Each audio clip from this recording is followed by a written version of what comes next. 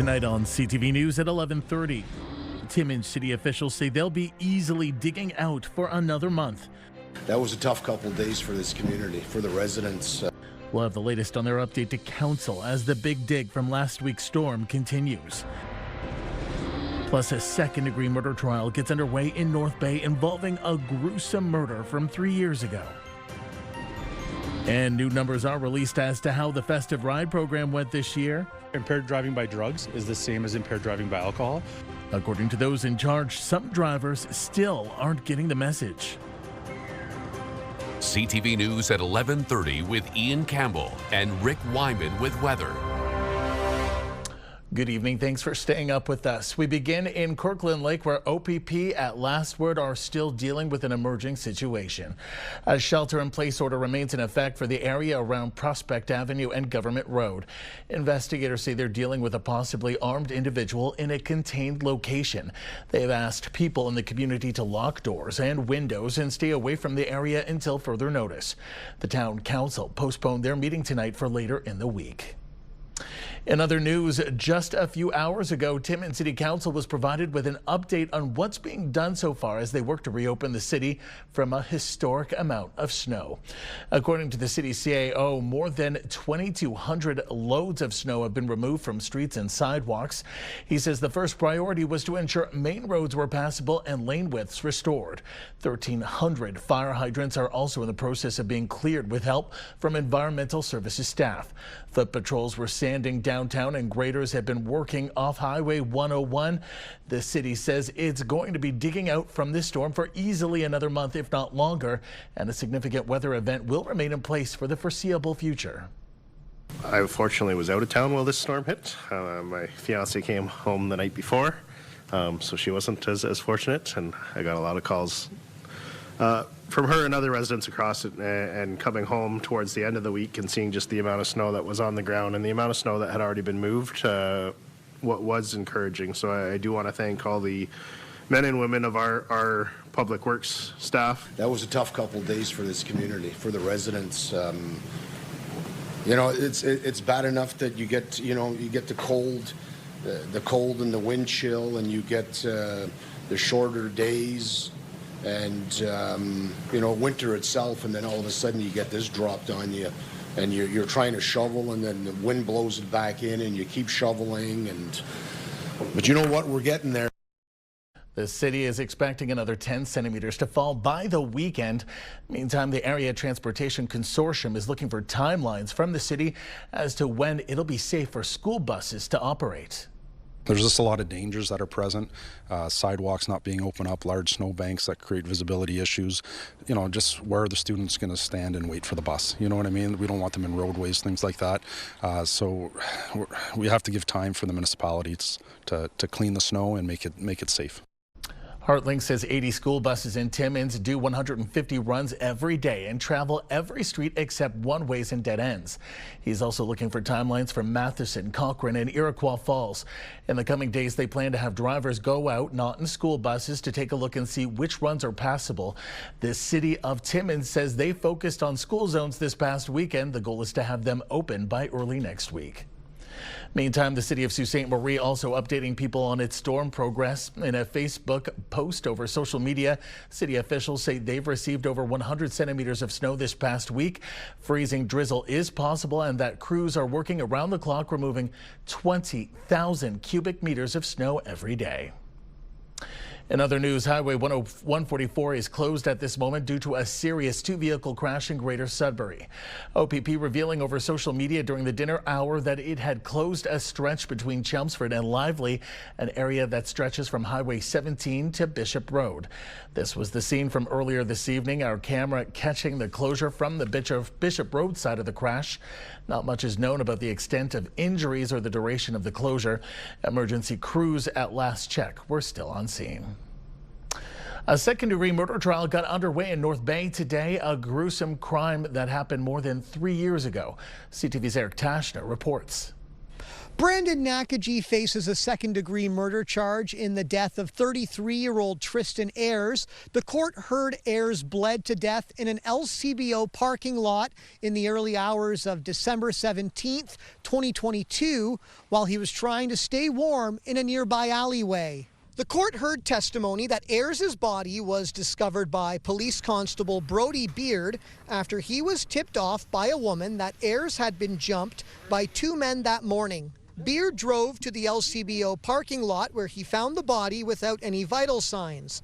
A photograph was shown to the jury of first responders performing CPR on Ayres' body and the gruesome crime scene. Paramedic Shane Petrusma told the court Ayres had no vital signs or pulse. The Crown laid out its case, saying that Ayres and the woman were huddled in an alleyway by a fire to keep warm when Nakaji and another suspect showed up. The victim was believed to have been beaten with a stick and stabbed in the back by a knife. The knife used in the attack was never recovered. Trevor Goulet has already pled guilty to manslaughter in the death of Ayres. Superior Court Justice Greg Ellis reminded the jury before the trial started that their job is not to judge people, but consider the evidence and resist the temptation to jump to conclusions. The jury will hear from several witnesses, including the woman who was with Ayres. The Crown told the jury security camera footage from businesses will show Nakaji's movements to and from the parking lot that night. Reporting from the courthouse, Eric Tashner, CTV News, North Bay. Timmins investigators are re-asking the public for help to solve a murder from 2022. Police say a 22-year-old Toronto man was killed December 18th at a home on Mount Joy Street South. The victim was killed by a single gunshot wound around 10 a.m. after an argument with an unknown male shown in this photo. Anyone with information is asked to call police. A warning from North Bay police: counterfeit bills are circulating in the city. Police say several retailers reported receiving fake $50 bills. Many of the bills had the same serial number printed on them. While they resembled the polymer banknotes, police say the braille was printed on, not embossed, and the color of the bills was faded. Retailers are being told not to accept bills if they suspect they're counterfeit. The city of Greater Sudbury no longer has an auditor general. In a news release today from the mayor's office, it was revealed council voted unanimously to close the office effective New Year's Eve. The position was created in 2009 by council, and according to the news release, Sudbury was only one of 5 municipalities in the province to fund such a role. In addition to audits, the office also handled complaints about city staff and council via a wrongdoing hotline. In a statement, the mayor says the city will continue to be audited independently every year as required by law. We're learning more about how the Festive RIDE program fared this year. Both the OPP and the Greater Sudbury Police Service have released figures from over the holidays. CTV's Lena Everson reports. Random ride checks were set up on roadways throughout the region over the holidays. Police say the anytime, anywhere checks led to several arrests for impaired driving by alcohol or drugs. 24 hours a day, we see that we're arresting impaired drivers. So as a result of that, we've adjusted from our traditional ride, in the evenings, to now expanding our ride program to the daytime to address the impaired driving during the day. From November 20th to January 1st, the OPP in the Northeast region conducted 1,574 Festive RIDE spot checks across 12 detachment areas. The enforcement effort resulted in 76 drivers charged with alcohol drug-related offenses, over 80 or refusal. 14 warn range or zero tolerance suspensions issued. 128 total impaired driving related charges laid. In December alone, between ride checks and patrol, Greater Sudbury police officers arrested and charged 32 impaired drivers, 24 impaired by alcohol, 5 impaired by drugs, 1 impaired by a combination of alcohol and drugs, 1 who refused to comply with testing demands. Impaired driving by drugs is the same as impaired driving by alcohol. It still impairs your ability to drive and operate a motor vehicle. And with the options that are out there, there's really no reason to be driving impaired. The OPP and Greater Sudbury Police say drivers can expect ride checks to continue anywhere, day and night. They're also asking anyone who suspects a driver is impaired to report it. Alana Everson, CTV News, Sudbury. The owner of a Sudbury business is speaking out after she was the target of harassment and social media attacks. CTV's Angela Campbell reports.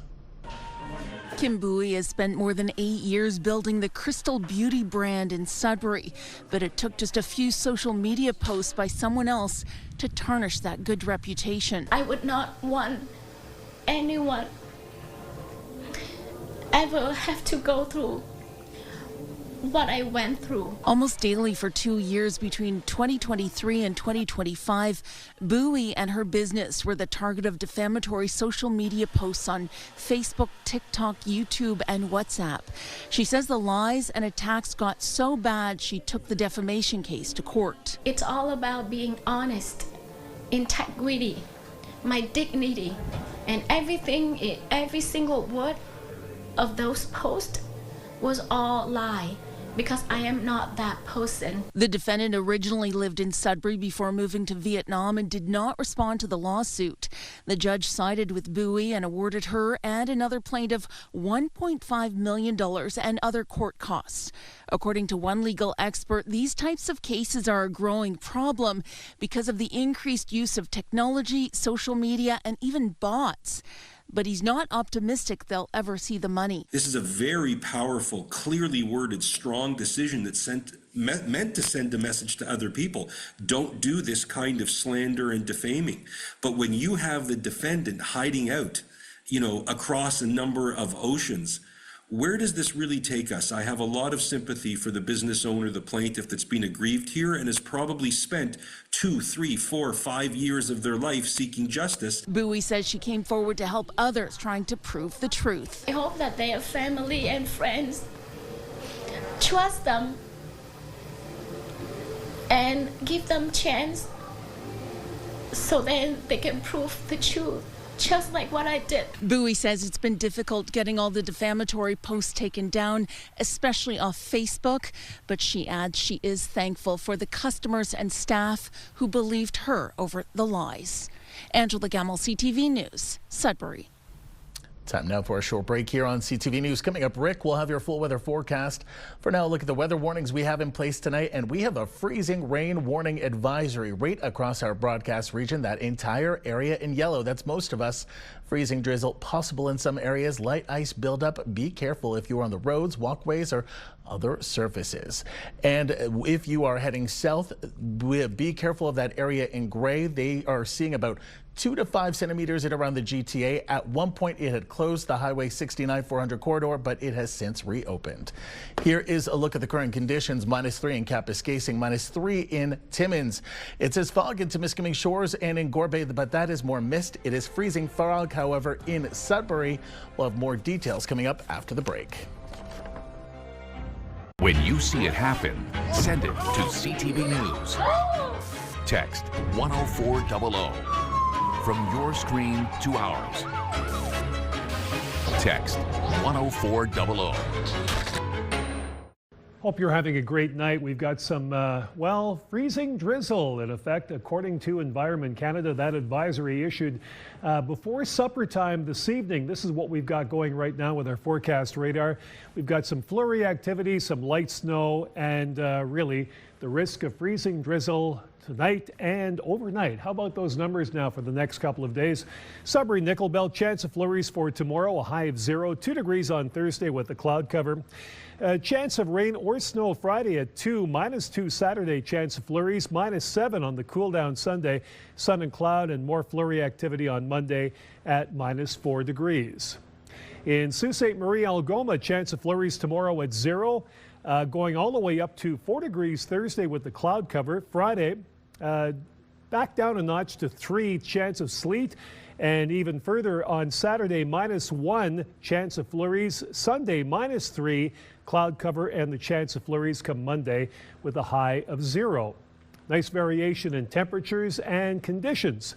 Timmins, Cochrane, Kapuskasing, chance of snow at 60% tomorrow, your high -3. 2 degrees with the cloud cover Thursday, Friday, chance of snow at 60%, high of -1, -3 Saturday, chance of flurries, Sunday, sun and cloud. Wow, it gets colder, -10, gets warmer Monday, -4 with the chance of flurries at 30%. Normally at this time of the year, you should be sitting at about -11. Temiskaming Shores and Kirkland Lake, chance of light snow tomorrow, -1 your high. 3 degrees Thursday with the cloud cover, snow or rain Friday at +3. Saturday, chance of flurries at -1, going all the way down to -8 on Sunday, cloud cover, and the chance of flurries on Monday at -4 your expected high. And one last look at North Bay, West Nipissing. Chance of flurries at 60% tomorrow, -1. 5 degrees Thursday, cloud cover. Friday, rain or snow, +5.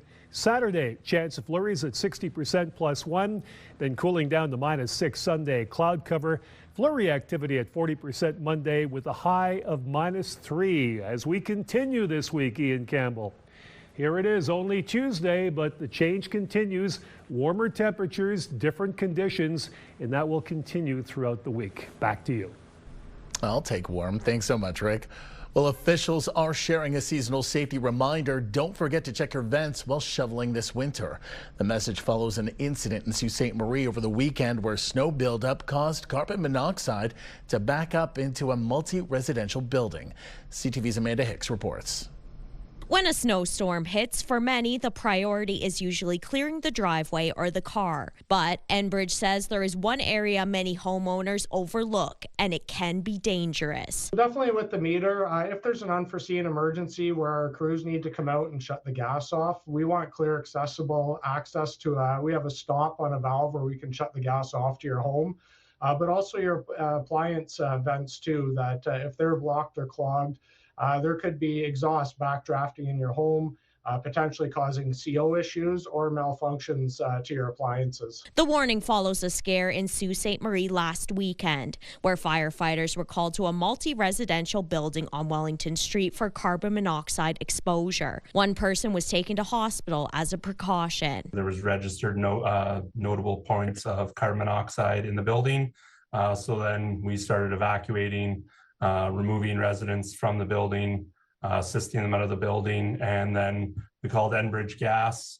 They sent out, dispatched an employee to come and have a look, and the technician determined that carbon monoxide was basically being brought into the building from vents that were blocked outside from snow. Enbridge recommends using your hand or a gentle brush to wipe the snow away to avoid damaging the pipes. We use a soft bristled brush or soft bristled broom to remove the snow.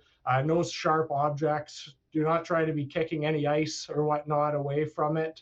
The other piece is you want to look overhead too. If there's any overhang ice or large amount of snow on your roof, you want to try and remove that too. Gravel says there's no better time than now to do a floor-by-floor safety check.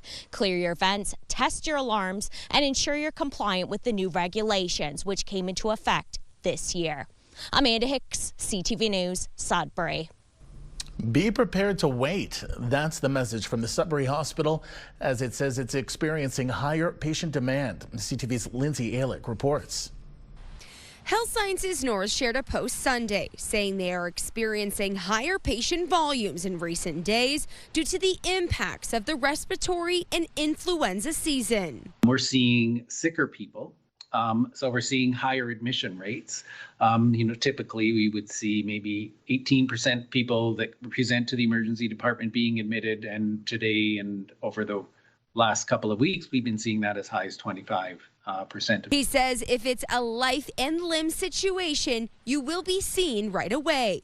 But those with lower acuity could wait over 7 hours in the ER. We have to manage all of our resources, not only emergency department resources, but access to diagnostics, etc., as patient burden comes in. So that does create a challenge. Sudbury MPP Jamie West was at the hospital earlier this week visiting a family member and says he saw just how busy it was firsthand. I know it spiked today, but we've been hauling capacity since before I was elected, right? So there was a problem with the lack of funding of the Liberals is continuing under Doug Ford. Doug Ford sort of doubled down into privatization.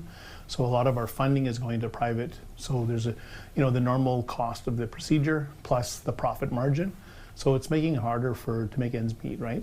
And so we really need to start funding our hospitals adequately the way we expect them to be funded. As for how long this will last, McNeil anticipates demand will continue to be high until at least mid-January. Whether or not we receive relief earlier or later will really depend on local circumstances. And of course, we all can help out in the public by doing things like getting immunized. Probably I would see this stress well into the end of January, if not early into February. And with that, of course, we're just asking the public, be patient with our staff. As HSN continues to be over capacity, McNeil says they continue to work with the ministry on expansion plans. But due to a complicated planning process, he says that won't come to fruition for at least 10 years. Lindsay Alex, CTV News, Sudbury. And Sioux area hospital officials say they are also experiencing high patient volumes. As of today, the hospital is at 119% capacity. In a social media post, the hospital says the team prioritizes care for the sickest people first to ensure they receive timely treatment. Officials add that some patients are being cared for in unconventional spaces, such as alcoves, hallways, and dining rooms.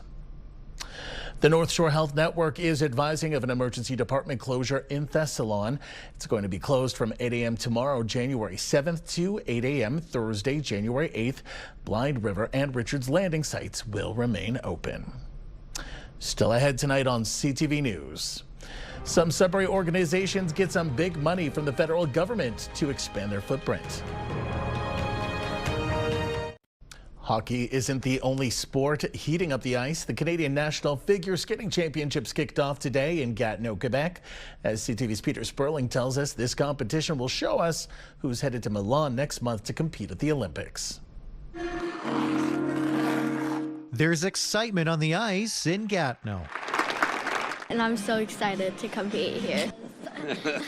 Figure skating champion Leah Cho looking forward to competing at the 2026 Canadian National Skating Championships. My favorite part of competing is showing everyone how much I love this sport, and it's just performing and jumping. The event taking place this year at the Slush Puppy Center. This is the biggest event of the year for us. This is a junior and senior competition. 300 athletes from across the country competing in singles, pairs, ice dance, and synchronized skating. Now, if you want to get up close to the action, there are several events every day this week, with many looking forward to Sunday when we find out who will represent Team Canada at this year's Winter Olympics. Nationals is always a big deal, but every four just gets a little more attention. We just appreciate seeing the figure skating in person. For Kathy White, who drove from Toronto, attending is a tradition. We've been coming to the Canadian National Figure Skating Championships every year since 1992. I'll tell you, there's some awesome signatures on this. Tom Ray not here to add autographs to his flag, but cheer on skaters. If we run into some, that'd be great, but no, it's not really that I'm trying to get more signatures. I want to wave it for them. Goals and excitement for fans and athletes. I think I did very well. This was my best skate of the season, so very good timing on the national stage. I really hope I could see myself competing in the Olympics one day, and also competing at Worlds and representing Canada. Peter Sperling, CTV News. We had a very rare Tuesday night game over in the Northern Ontario Junior Hockey League tonight, this one in Blind River. The Beavers played host to the Sioux Thunderbirds, and despite taking an early 2-1 lead into the first intermission, thanks to a pair of goals from Ryder Hill, it just wasn't enough to hang on for the W. The Thunderbirds responded with a pair of their own goals. They win this one, final score 3-2. FedNor has announced funding for 3 Sudbury organizations to help them grow their footprint. FedNor is providing $150,000 for the groups to hire youth interns for an 18-month period. The Afro Women and Youth Foundation, Downtown Sudbury, and Contact Interculturel Francophone de Sudbury are each receiving around $50,000. According to FedNor, this money helps youth in the community get valuable job experience and long-term employment. Finally for us tonight, the annual Consumer Electronics Show in Las Vegas is underway, offering a glimpse into the future, including this high-tech companion. It's a worldwide phenomenon that we're dealing with, and we hope to bring puppies out to people very, very soon. This is Jenny, an emotional support robot puppy. The invention was inspired by the creator's mother, who was unable to keep her dog. There were also more human-like advancements at the event that took center stage. Just surreal. What will they think of next? That takes us to the end of our newscast this Tuesday night. For the latest news anytime, remember you can head to our website, ctvnewsnorthernontario.ca. You can also download our CTV News app. Thanks for watching. Good night.